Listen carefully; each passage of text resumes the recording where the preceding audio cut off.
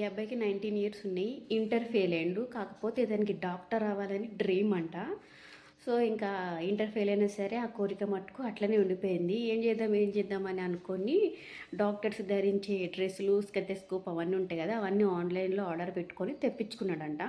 ఒక 5 మంత్స్ నుంచి ఒక హాస్పిటల్‌ని చూజ్ చేసుకున్నారనమాట. జనరల్ హాస్పిటల్‌లో ఒకడిని చూజ్ చేసుకున్నాడు. ఇంకా నెలకి 2, 3 సార్లు మొత్తం డాక్టర్‌లాగా అంతా రెడీ అయిపోయి హాస్పిటల్ అంతా తిరిగేస్తూ ఉండేవాడంట. డాక్టర్‌ని అన్నట్టుగా.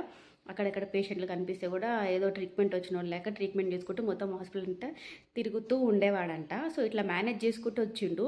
సో, అప్పుడప్పుడు నెలకి ఒకసారి 2 సార్లు వెళ్ళేటోడు. ఇంకా రాను రాను ఈ 5 నెలలో 2, 3 సార్లు 4, 5 సార్లు వెళ్ళడం స్టార్ట్ చేసిండు.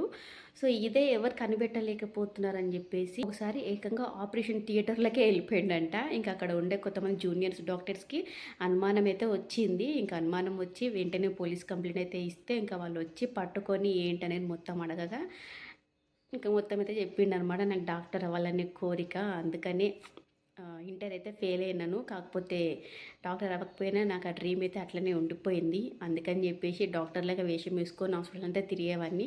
ఇంక అట్లనే ఇంక థియేటర్ రూమ్‌లో కూడా వచ్చిన దొరికిపోయినా అన్నట్టుగా ఇంక మొత్తం చెప్పిండంట. అసలు చూడండి ఈ అబ్బాయి ధైర్యం చూడండి. 19 ఇయర్స్ ఇంటర్ ఫెయిల్ అయ్యి అస్సలకి ఎన్నో సార్లు వెళ్ళిండంట ఈ 5 మంత్స్‌లో. లాస్ట్‌కి థియేటర్ రూమ్‌లో దొరికిపోయిండు. అసలకి ఏం చెప్పాలి అసలు ఇలాంటి వాళ్ళని.